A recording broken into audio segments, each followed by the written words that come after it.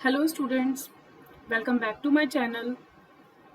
Very good morning to all of you. कैसे आप सब लोग? एग्जाम बहुत पास आ गया है, 10 दिन भी नहीं बचे. यही लास्ट के 8 दिन हैं जो आपकी मेहनत करनी है आपको.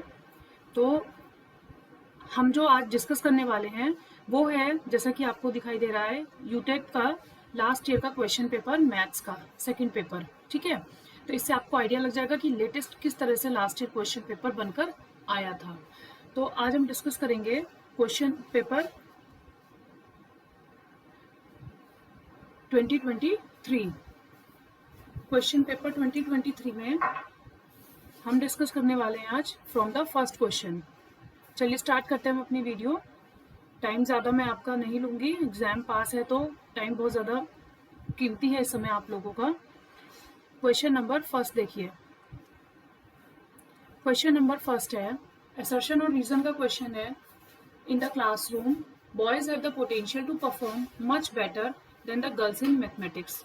और उसका रीजन क्या है? Mathematical reasoning and scientific ability come naturally to boys than girls. तो दोनों में ही ये बात कही जा रही है कि क्लासरूम में जो बॉयज होते हैं उनके पास ज़्यादा पोटेंशियल होता है, गर्ल्स से ज़्यादा वो मैथ्स में अच्छा परफॉर्म करते हैं, उनके पास ज़्यादा पोटेंशियल होता है. रीज़न दे रहे हैं क्योंकि जो बॉयज़ की मैथमेटिकल रीजनिंग और साइंटिफिक एबिलिटी होती है वो गर्ल्स से ज़्यादा होती है. तो इसमें ऐसा स्टीरियोटाइप बना लिया है लोगों ने कि बॉयज़ ही ऐसा कर सकते हैं और गर्ल्स ही ऐसा कर सकती हैं, कि किचन में काम गर्ल्स ही ऐसा अच्छा कर सकती हैं, और अगर मैथ्स की बात करें, साइंटिफिक एबिलिटी की बात करें तो वो बॉयज़ ही अच्छा कर सकते हैं. बट ऐसा कुछ नहीं होता है. तो ये असर्शन और रीज़न दोनों ही आपके गलत हैं. तो both A and R false. तो option D is your correct answer. Clear? Next question. Question number 2 है, a natural number which is equal to the sum of its factor not including the number itself is called a. वो natural number आपको बताना है जिसका सम जो है उसके factors के इक्वल होता है, लेकिन हमें उस नंबर को उसमें ऐड नहीं करना है. तो वो क्या कहलाता है? वो एक परफेक्ट नंबर कहलाता है जिसके फैक्टर्स का सम उसके इक्वल होता है, not including the number itself. It is known as perfect number. तो option A is your correct answer. Question number 3, second paper के अकॉर्डिंग अगर देखा जाए, अगर आपकी थोड़ी बहुत भी प्रिपरेशन है तो आप इजीली क्वेश्चंस को सॉल्व कर सकते हैं. तो इसलिए practice practice and practice. Maths में प्रैक्टिस ही मेन मोटो होता है क्वालिफाई कराने के लिए. जितनी प्रैक्टिस आपने की होगी उतने ज़्यादा चांसेस हैं आपका एग्जाम क्वालिफाई होगा. अब क्वेश्चन नंबर 3 है, the least number which must be added this. इसमें हम कौन सा सबसे छोटा नंबर ऐड करें कि हमें वो एक परफेक्ट स्क्वायर बन जाए. तो इस केस में क्या करेंगे, हमें ऑप्शन के थ्रू जाना पड़ेगा. अब हमने इसमें क्या करा, इसमें पहले मैंने 15 21 ऐड किया, 16 12 ऐड किया. तो मुझे आगे नहीं जाना पड़ा क्योंकि मुझे सेकंड ऑप्शन में ही आंसर मिल गया. देखिए कैसे, 8 9 3 3 0 4. इसमें मैंने जब 1 6 1 2 ऐड करा तो मुझे मिला 8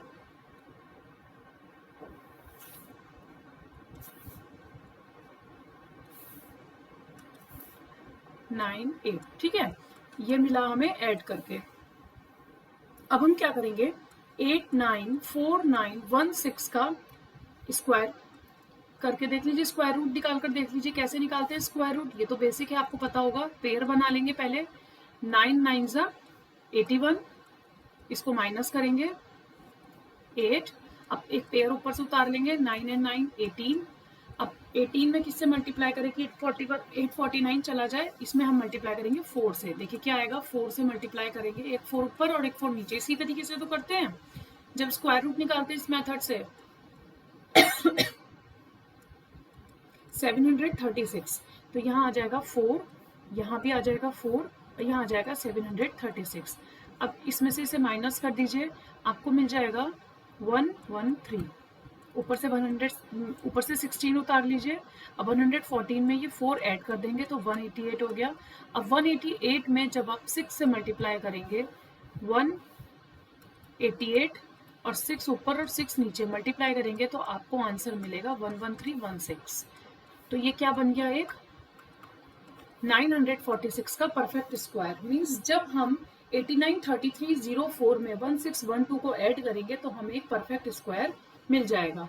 जब मैंने 1521 को ऐड किया और स्क्वायर रूट निकाल के देखा तो मुझे यहाँ रिमाइंडर मिल रहा था।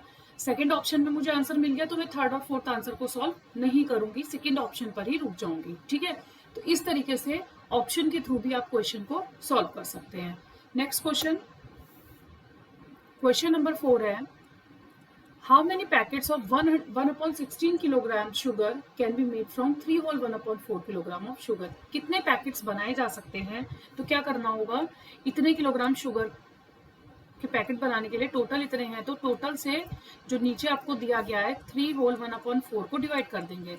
4 3 ज़ा 12 और 1 13/4, तो 1/16 डिवाइडेड बाय 13/4। तो इस तरीके से हम क्रॉस मल्टीप्लाई कर देते हैं, तो 1/16 मल्टीप्लाइड बाय 4/13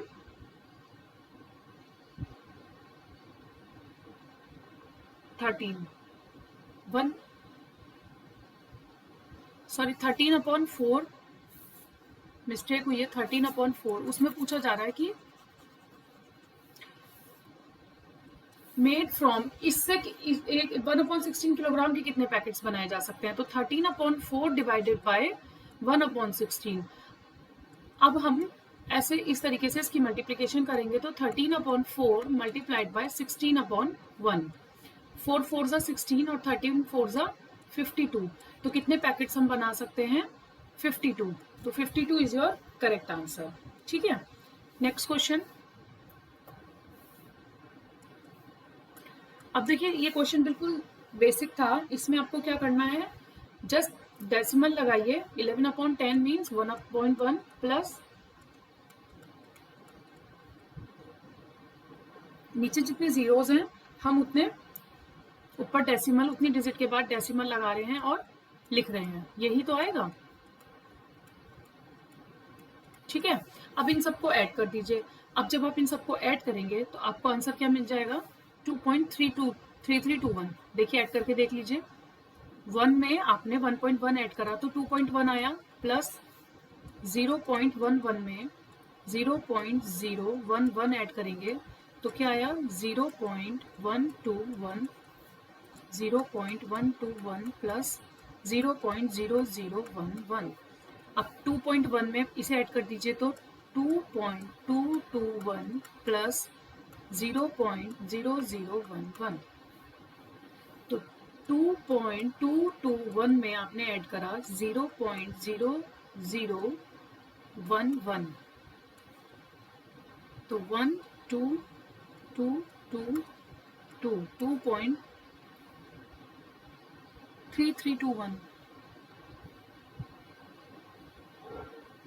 कहीं कुछ मिस्टेक हुई है,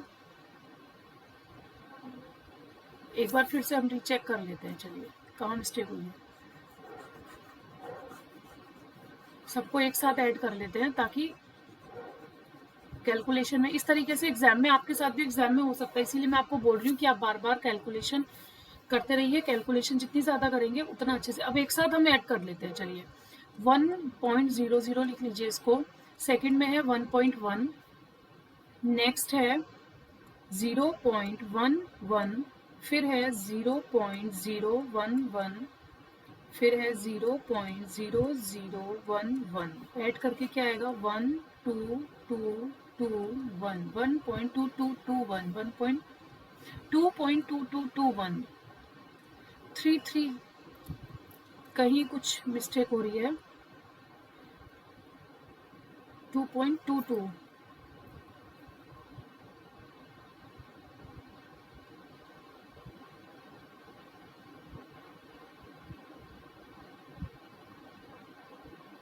चलिए इसको एक बार मैं क्रॉस चेक करूंगी, आपको नेक्स्ट वीडियो में इसको प्रोवाइड करूंगी कि कहाँ मिस्टेक हुई है। ठीक है, बट आंसर इसका 2.3321 आना चाहिए। एक बार आप करके देखिएगा, शायद आप का आंसर सही आ जाए, मेरी कहीं मिस्टेक हो रही हो कैलकुलेशन में। क्वेश्चन नंबर 6 है, 6 bells are toll at the interval of 3, 5, 8, 9, 12 and 15। इतने डिफरेंस में 6 बेल्स रिंग कर रही हैं, तो वो 24 आवर्स के बाद जब बजेंगी कि 24 आवर्स में कितने टाइम्स एक साथ बजेंगी, ये आपसे पूछा जा रहा है। तो आपको सिंपल इसमें क्या करना है, 6 क्वेश्चन में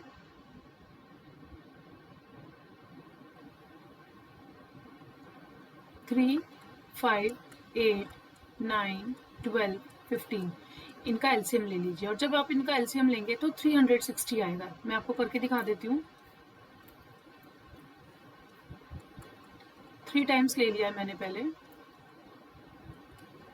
3 से डिवाइड कर दिया, फिर से 3 ले लीजिए। अब 2 ले लीजिए,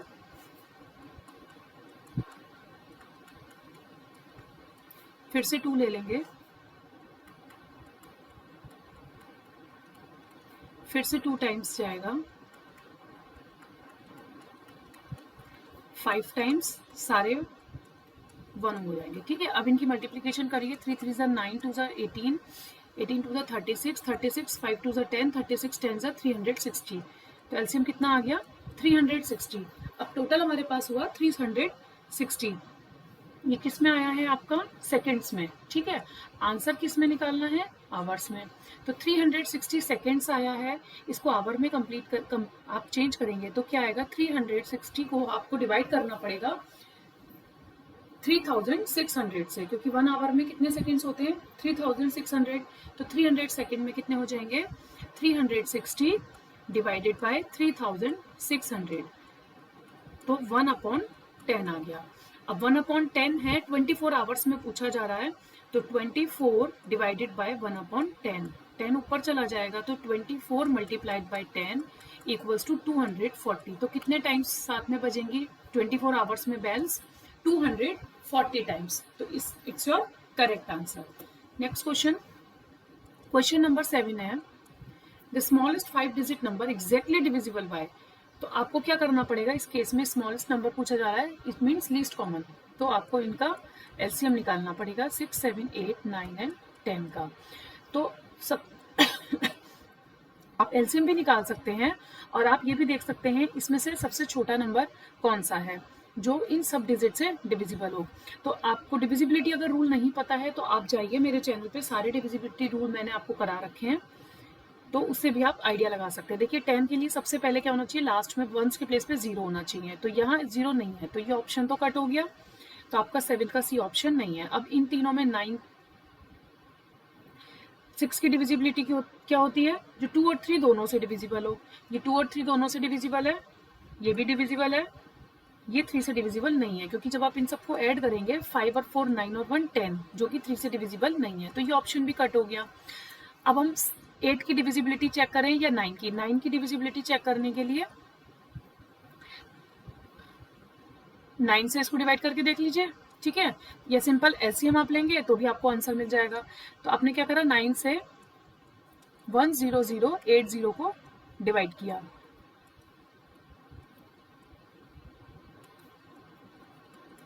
तो ये तो डिवाइड हो जाएगा।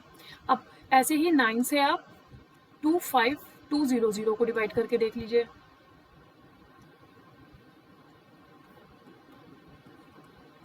ये भी डिविजिबल हो रहा है। तो अब हम क्या करेंगे? अब 25200 को 8 से एक बार डिविजिबल, 7 से चलिए करके देख लेते हैं हम। 25200 को 7 से, ये तो डिविजिबल है। अब 25200 को किससे डिवाइड करके देखेंगे? 8 से।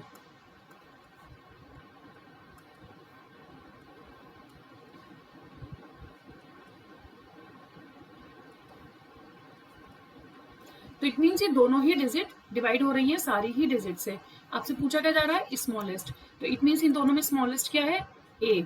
तो ए आपका करेक्ट ऑप्शन हो जाएगा, विच इज राइट आंसर। ठीक है, और नहीं तो आपको इतना मेथड नहीं करना है और एलिमिनेशन से भी नहीं करना है, तो आप 6, 7, 8, 9, 10 का सिंपल एलसीएम निकालिए, आपको 10080 ही मिलेगा। मैं आपको वो भी एक बार करके दिखा देती हूँ ताकि कोई कंफ्यूजन ना हो।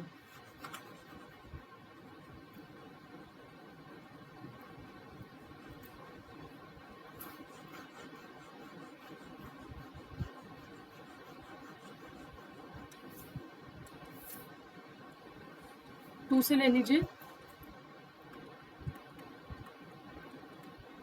फिर हम 2 से लेंगे, जब तक 2 से डिवाइड होगा तब तक हम 2 से लेंगे।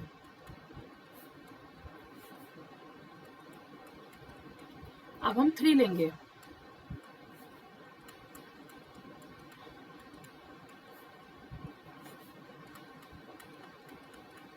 Then 5 and then 7। तो ये फैक्टर्स आ गए, 2 2 ज़ा 4, 4 2 ज़ा 8, 3 3 ज़ा 9, 9 5 ज़ा 45 इंटू 7, 8 7 ज़ा 56 इंटू 45। अब इन दोनों की मल्टीप्लाई कर लीजिए।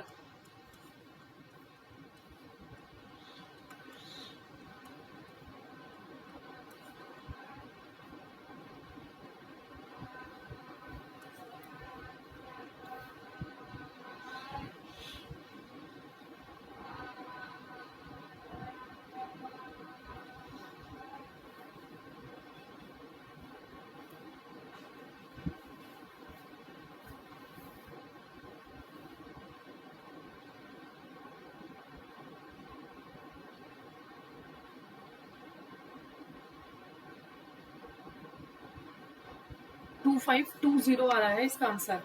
तो 2520 यहाँ नहीं है, आप सिंपल उसी मेथड से कीजिए जो मैंने आपको पहले बताया है, ठीक है, उसी मेथड से कीजिएगा, आपको आंसर 10080 ही मिलेगा। नेक्स्ट क्वेश्चन देखते हैं, question number 8। The number of minutes in 15 days is equal to the number of seconds in. तो 1 डे में 24 आवर्स होते हैं, 1 आवर में 60 मिनट एंड देन 1 मिनट में 60 सेकेंड। अब सबसे पहले आपको 15 डेज का मिनट्स में निकालना है और फिर उसके बाद में उसको सेकेंड्स के इक्वल रखना है। तो क्या करना पड़ेगा, 15 डेज में 15 इंटू कितने आवर्स हुए 24 इंटू कितने मिनट्स हुए 60। तो ये तो हो गया आपका मिनट्स, नंबर बताने हैं सेकेंड्स में, तो 60 इंटू 60 से डिवाइड कर देंगे। तो आंसर क्या आ जाएगा,